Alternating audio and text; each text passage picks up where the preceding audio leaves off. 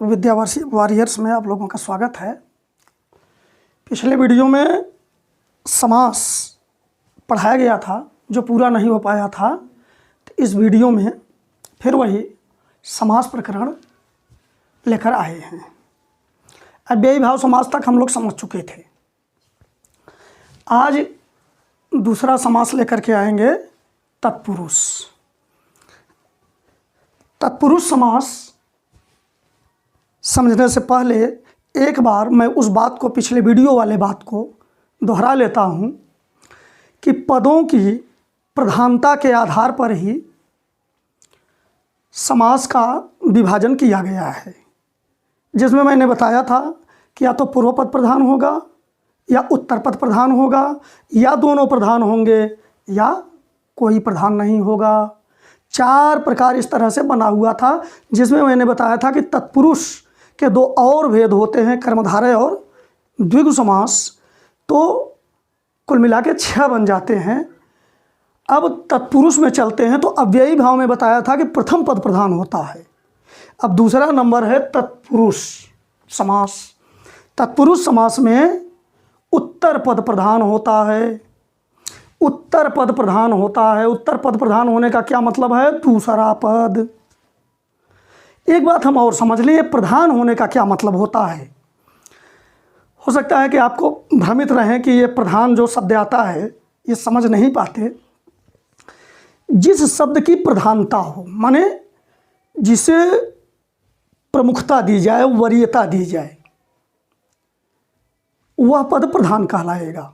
जैसे इसमें हम देखते हैं कि या पिछले वीडियो में हमने राजपुरुष का उदाहरण लिया था, राजा का पुरुष। अब ध्यान देंगे अगर आप, तो यहाँ प्रमुख पद पुरुष है, राजा का पुरुष है।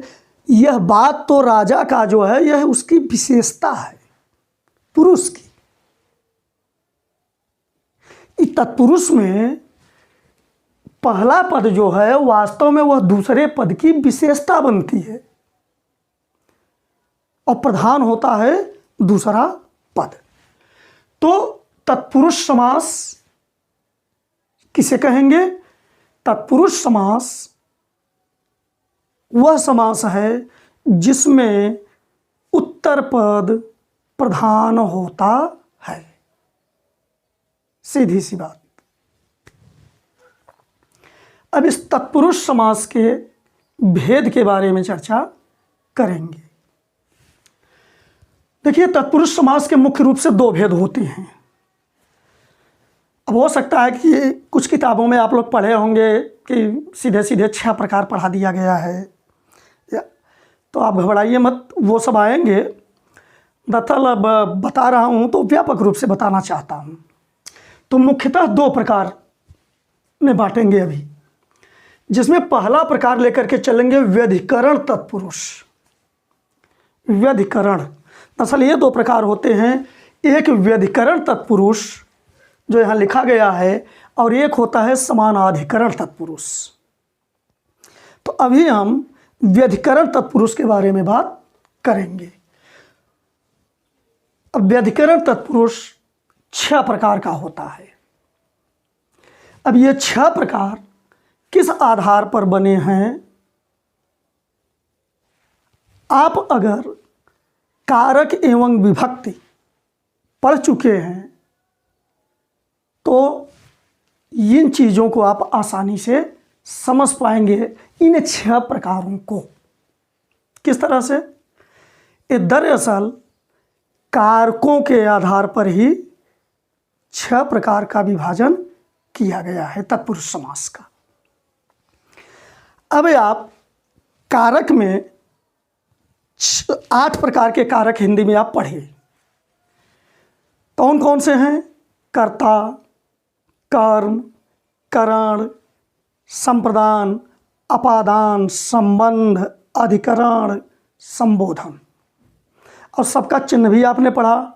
कर्ता ने कर्म को करण से या के द्वारा, संप्रदान के लिए, अपादान से अलगाव के लिए, संबंध काके की, अरारेरी, अधिकरण में पर, संबोधन, हे, रे, अरे, ये सब बातें हैं। अब कुछ लोग इन चिन्हों को याद करने के लिए ट्रिक ढूंढते हैं। अरे भैया, अपने आप में यह ट्रिक है। कर्ता ने कर्म को करण से संप्रदान के लिए अपादान, करण से या के द्वारा संप्रदान के लिए अपादान से या के द्वारा संबंध काके की रारेरी अधिकरण में पर, और संबोधन हे, रे, अरे। ये तो याद करना बहुत आसान है। अब इन 8 कारकों में से 6 लिया गया है। 6 में तत्पुरुष समास बनेंगे, या जो व्यधिकरण तत्पुरुष है। कौन से 6 कारक हैं? उसमें कर्ता कारक नहीं है और संबोधन कारक नहीं है। इसमें तत्पुरुष समास नहीं बनता। बनेगा भी तो वह चला जाएगा कर्मधारय समास में, माने वह प्रकार ही अलग होगा। इसीलिए वह तत्पुरुष का प्रकार भी माना जाता है कर्मधारय। उसकी चर्चा बाद में की जाएगी। तो आइए हम कर्म कारक से शुरू करते हैं, इसके प्रकार के बारे में, और अधिकरण तक चलते हैं। तो कुल संख्या 6 होगी। कर्म तत्पुरुष। कर्म तत्पुरुष, कर्म तत्पुरुष कब कहा जाएगा? जब समस्त पद बनते समय, जब संक्षिप्त पद बनते समय कर्म कारक के चिन्ह को का लोप हो जाए।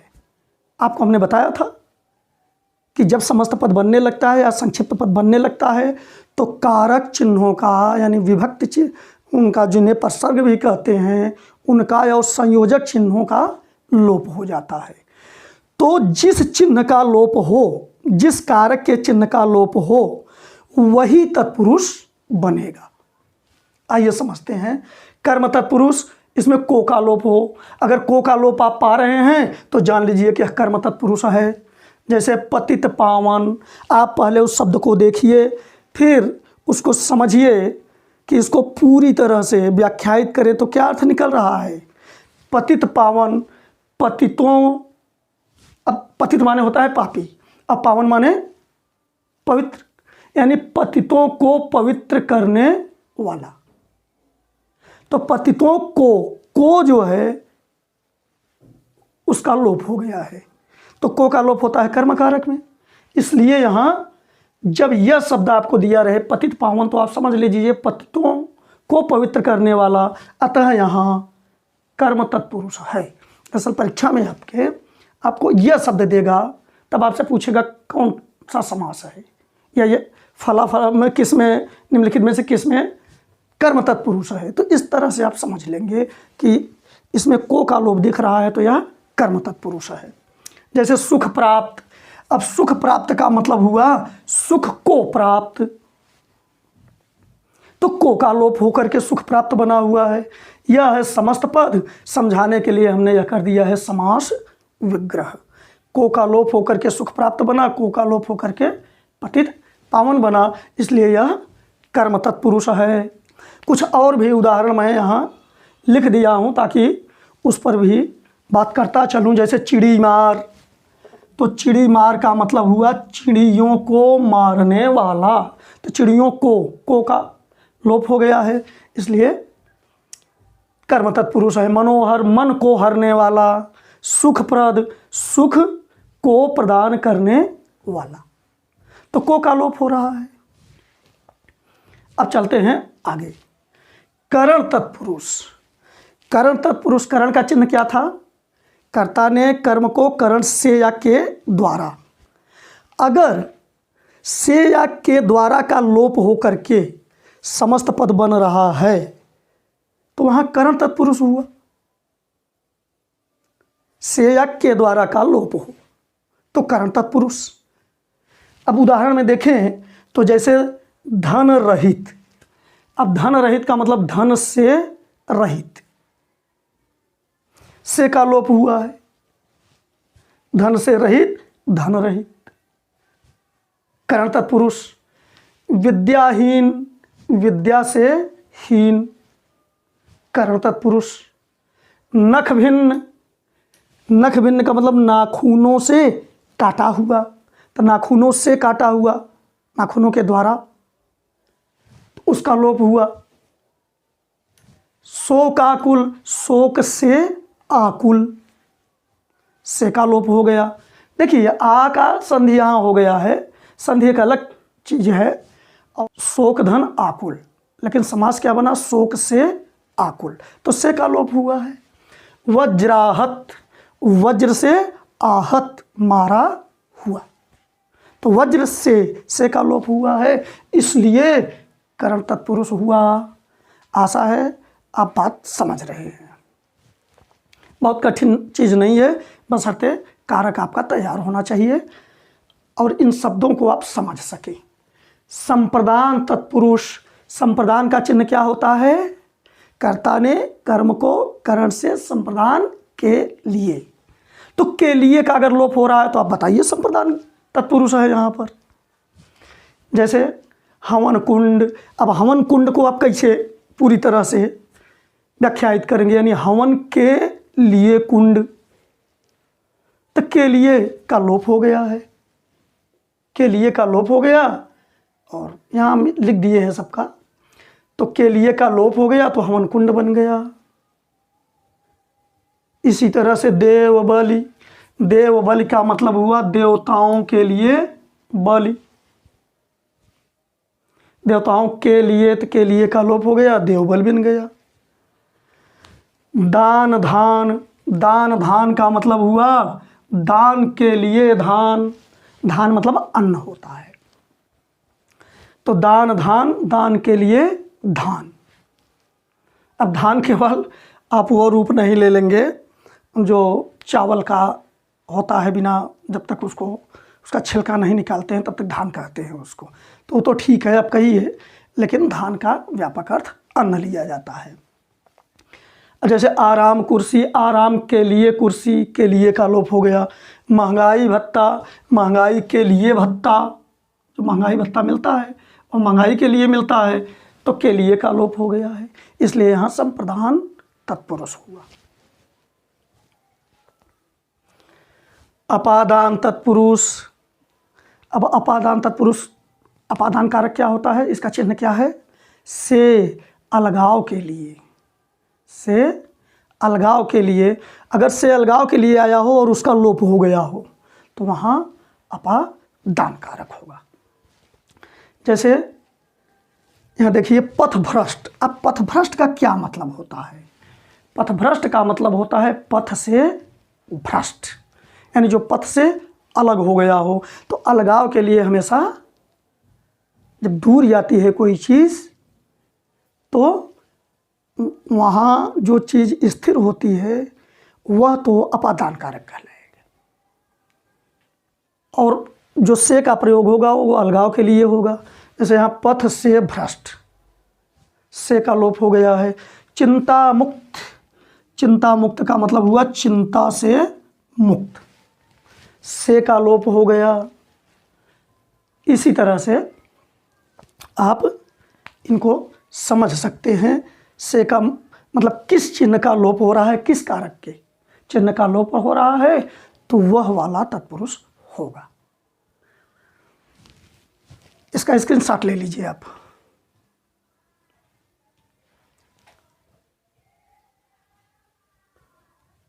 चलिए आगे बढ़ते हैं।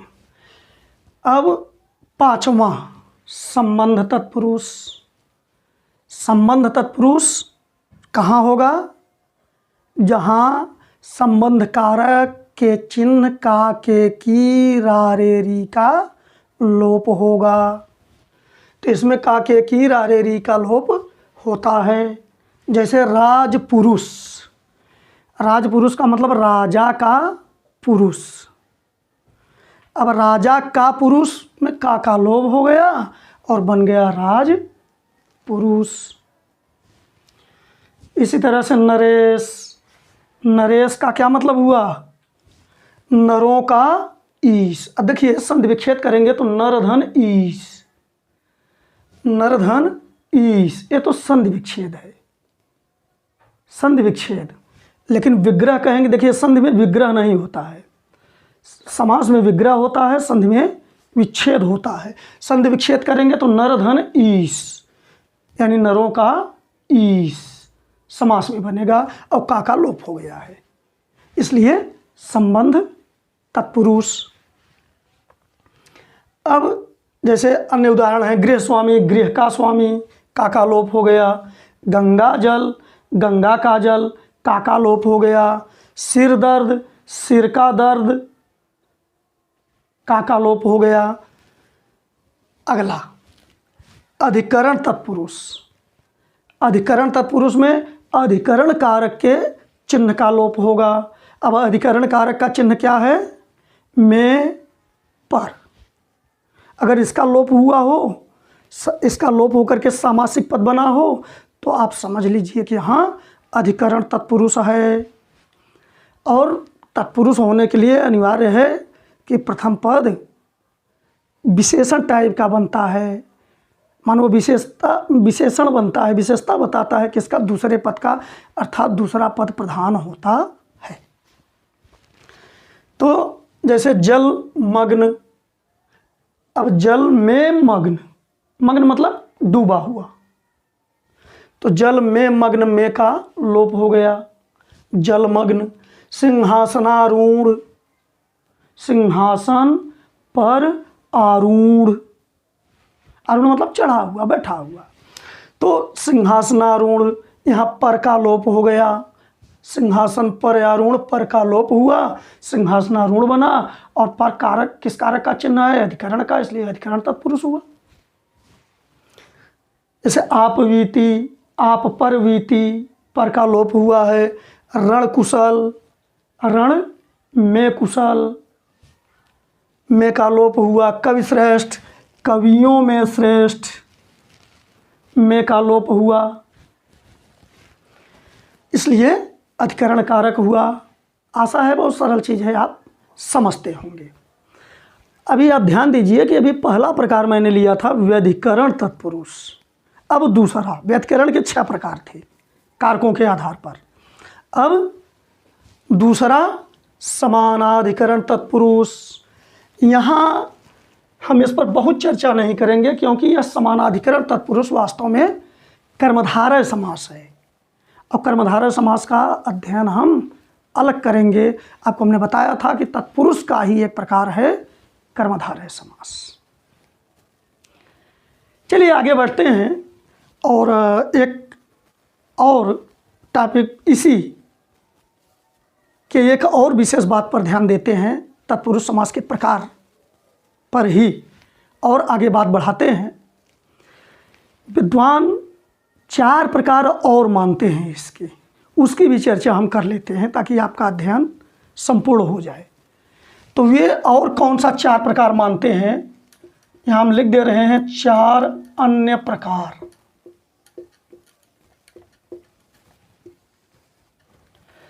अब ये 4 प्रकार व्याकरणों की सूची में 4 प्रकार और हैं इसके। आइए उसको भी जरा समझते हैं। अलुक, अलुक तत्पुरुष। अलुक का मतलब होता है, संस्कृत शब्द है, अलुक का मतलब होता है कि जिसका लोप न हुआ हो, जिसका लोप न हुआ हो। अब आप ध्यान दीजिए, थोड़ी सी विशेष बात है यह कि और जो आपको अभी तक प्रकार बताए गए तत्पुरुष समास के या समास की परिभाषा में जो बताया गया कि कारक चिन्हों का लोप हो जाता है, संयोजन चिन्हों का लोप हो जाता है, लेकिन यहाँ अलुक तत्पुरुष में कारक चिन्ह का लोप नहीं होगा। कारक चिन्ह का लोप नहीं होगा, इसलिए अलुक तत्पुरुष इसका नाम है। तब आप सोच रहे होंगे कि जब कारक चिन्ह का लोप नहीं होगा तो शब्द संक्षिप्त बनेगा कैसे? दरअसल यह पूरी तरह से संस्कृत का विषय है, वो शब्द ही संस्कृत का है और आप जानते हैं कि संस्कृत भाषा ऐसी भाषा है जिसमें हिंदी की तरह अलग से कारक चिन्ह नहीं जोड़े जाते। अगर हिंदी में राम का कहते हैं आप का अलग से, तो संस्कृत में आप रामस्य कह देते हैं, तो लोप किसका करेंगे?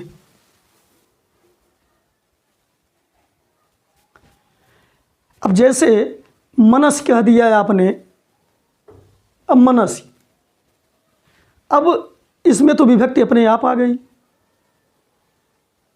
सप्तमी विभक्ति। तो अब इसको आप अलग कैसे करेंगे? अगर मन में रहता तो में आप अलग कर सकते थे, तो इसलिए इसे अलुक तत्पुरुष कहते हैं। उदाहरण लेकर समझते हैं, जैसे युधिष्ठिर,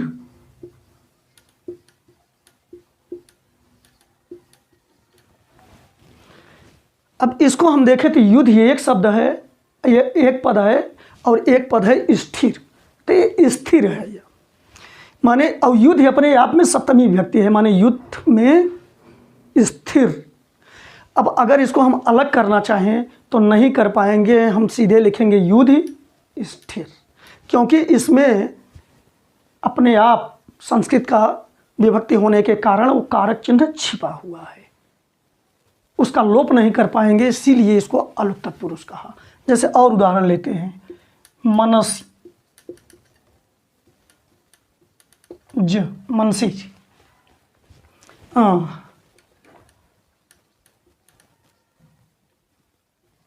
अब यहाँ मनस ही है और ज अलग से लगा है, मनस ज, माने मन में जो उत्पन्न हो। अब यह पर्यायवाची है कामदेव की, तो मनस में से हम कारक चिन्ह का लोप कैसे कर सकते हैं? इसलिए यह अलुक तत्पुरुष हुआ। आशा है आप बात समझ रहे हैं, थोड़ी संस्कृत की बात है इसमें। अब आगे बढ़ते हैं, अगला उदाहरण, अगला प्रकार लेकर चलते हैं।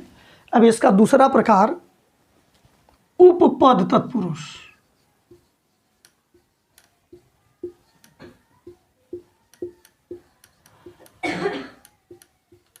अब हो सकता है ये उपपद आप पहली बार सुन रहे हो, या हो सकता है सुने हो। अंग्रेजी में होता है आर्टिकल, आर्टिकल की हिंदी उपपद कहते हैं। तो जैसे अब उसमें आर्टिकल क्या है, ए एंड द, आप देखते हैं कि उनका कोई अपना अर्थ नहीं निकलता है। कुछ लोग चक्कर पड़ते हैं ना कि द का क्या अर्थ है। इसी तरह से ये उपपद तत्पुरुष है।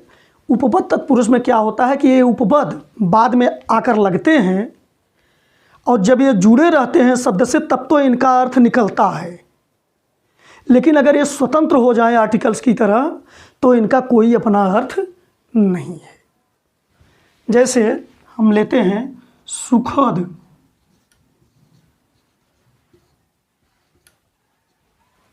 अब सुखद का क्या मतलब हुआ? सुख को देने वाला।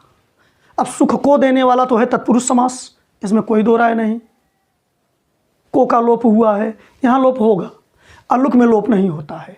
यहाँ लोप तो हुआ, लेकिन द का अपना कोई अर्थ, अगर सुख हम अलग कर दें तो द का अपना कोई अर्थ नहीं है, इसलिए यह उपपद तत्पुरुष है। यह द उपपद है, इसका कोई अपना अलग अर्थ, स्वतंत्र अर्थ नहीं होगा। इसी तरह से हम और भी लिख सकते हैं, जैसे जलज। अब जलज का मतलब हुआ जल में, जल लगता है उत्पन्न होने के लिए, तो जलज यह उपपद है ज, तो जल में उत्पन्न। अब जल में उत्पन्न में अगर हम जल को अलग कर दें, में जल में, अब फिर आगे क्या लिखेंगे? ज, जल में ज, जैसे जलमग्न, जल में मग्न, वैसे जलज का मतलब जल में ज। सुखद, सुख को द। अब ये द और ज का क्या अर्थ निकल रहा है? तो उनका अपना कोई स्वतंत्र अर्थ नहीं होता। ऐसा अगर आपको तत्पुरुष समास मिल रहा है तो आप जान लीजिए कि यह उपपद तत्पुरुष है।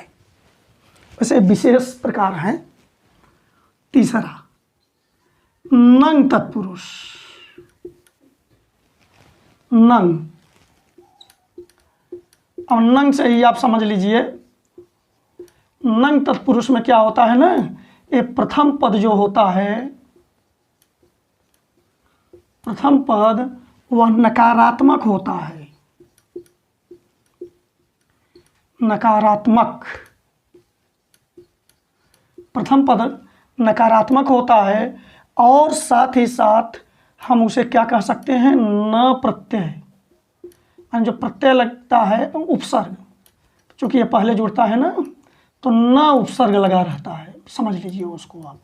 तो जिसमें नकारात्मक अर्थ निकले, आप इस पे भ्रमित ना हो कि न ही लगा रहेगा, नहीं नहीं नहीं नहीं, नकारात्मक अर्थ निकलेगा उसका। जैसे अनादि, आप जानते हैं आदि क्या विलोम है, अनादि, तो नकारात्मक अर्थ है, तो नंग तत्पुरुष हुआ। आएगा समझ में। जैसे अकारण,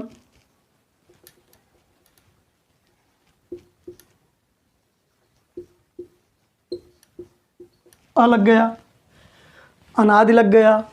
इसी तरह से जो भी बनेंगे, अब उनको आप समझ सकते हैं कि अगर यह नकारात्मकता पैदा कर रहा है तो नंग तत्पुरुष है।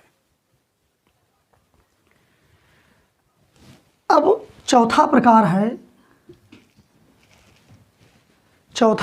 है प्रादि तत्पुरुष।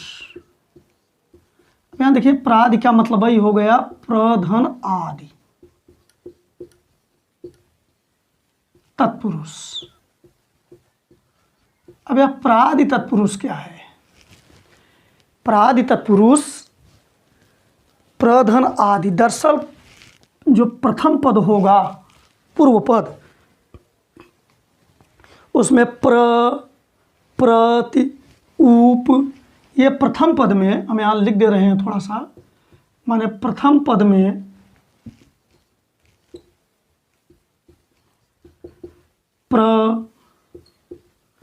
प्रति, उप आदि जुड़े रहेंगे, आदि होते हैं। जैसे उदाहरण अगर हम लें, अगर इसका उदाहरण लेके चलें तो जैसे प्रकाश, प्र लगा हुआ है, आकाश,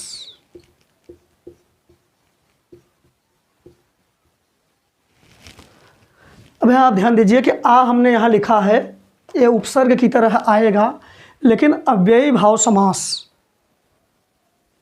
में भी आ उपसर्ग हमने बताया था। जो अव्यय होता है पद, उस आप भ्रमित न हो, उनका अर्थ समझ कर ही आप करें। जैसे आजीवन, तो आजीवन का अर्थ निकलेगा जीवन पर्यंत, तो वह अव्ययी भाव समास हो जाएगा। लेकिन यहाँ आकाश, यहाँ नहीं होगा ऐसा। अब इसी प्रकार और भी ले सकते हैं, जैसे प्रत्यागमन,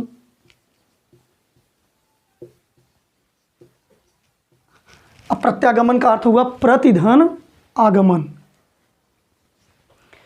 अब देखिए वहाँ भी प्रति लिखे थे अव्ययी भाव समास में कि प्रति मतलब प्रति एक उपसर्ग अव्यय बताए थे। जैसे प्रतिदिन माने प्रत्येक दिन, दिन दिन के प्रति, संस्कृत में कहेंगे दिनम दिनम प्रति, अब वो अव्यय था।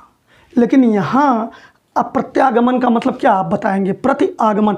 यहाँ प्रति का अर्थ प्रत्येक नहीं है, बल्कि वापस के लिए है, प्रति आगमन, वापस आगमन।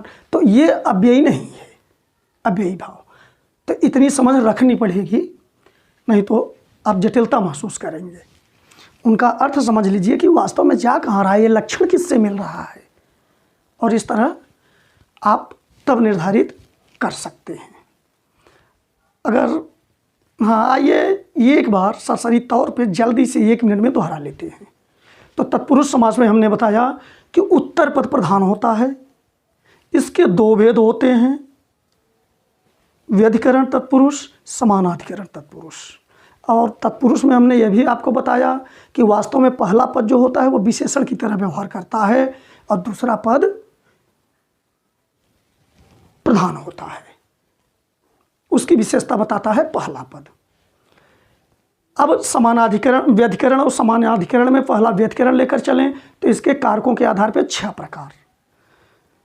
कर्म से शुरू होगा, कर्म तत्पुरुष इसमें को का लोप होगा, करण तत्पुरुष इसमें से का लोप होगा, संप्रदान तत्पुरुष इसमें के लिए का लोप होगा, करण तत्पुरुष इसमें से अलगाव के लिए जो होगा उसका लोप होगा, संबंध तत्पुरुष में का के की का रारे री का लोप होगा, अधिकरण में और पर का लोप होगा। इसके बाद समानाधिकरण तत्पुरुष, समानाधिकरण तत्पुरुष को हमने बताया कि यह कर्मधारय तत्पुरुष ये है जिसे पहले वीडियो में मैंने बताया है कि यह तत्पुरुष के प्रकार में आता है कर्मधारय। तो इसकी चर्चा हम एक अलग प्रकार पढ़ाने में करेंगे। अब 4 अन्य प्रकार भी व्याकरणों द्वारा बताया गया है। अलुक तत्पुरुष, अलुक तत्पुरुष में क्या हमने बताया कि कारक चिन्ह का लोप नहीं होता। दरअसल ये संस्कृत निःशब्द होता है, वो विभक्ति में ही कारक चिन्ह छिपा होता है, इसलिए उसे हटाया नहीं जा सकता। जैसे युधिष्ठिर, युधि स्थिर, युद्ध में स्थिर, मनसिज, मन में उत्पन्न, तो और ये पर्यायवाची है कामदेव की मनसिज। अब ऐसे उपपद तत्पुरुष है, इसमें उपपद जुड़ा रहेगा तो जुड़ने पर तो वो अर्थ देगा, लेकिन अलग उसका कोई अपना अर्थ नहीं होगा। जैसे आप देखिए एक उदाहरण मैं पीछे लिया था, सुखप्रद, सुख को प्रदान करने वाला। इसमें चाहे तो हम प्रद को अलग कर लें, सुखप्रद। अब यह उपपद नहीं है, सुख भी अपना अर्थ रखता है, प्रद भी अपना अर्थ रखता है, लेकिन सुखद में ऐसा नहीं है। द अलग अपना कोई स्थान नहीं रखता, इसलिए इसे उपपद तत्पुरुष कहेंगे। इसी तरह से जलज है, नंग तत्पुरुष, इसमें पहला जो होगा वो नकारात्मक होगा, पहला पद यानी पूर्व पद, जैसे अनादि कारण ये सब लिखे हैं। अपराधि तत्पुरुष में पहला प्रति उप ये सब लगे रहेंगे। तो जैसे यहाँ देखिए प्रकाश, आकाश, प्रत्यागमन, और इनके बारे में मैंने अच्छी तरह आपको समझा दिया है। अब आप इसका स्क्रीन शॉट ले लीजिए।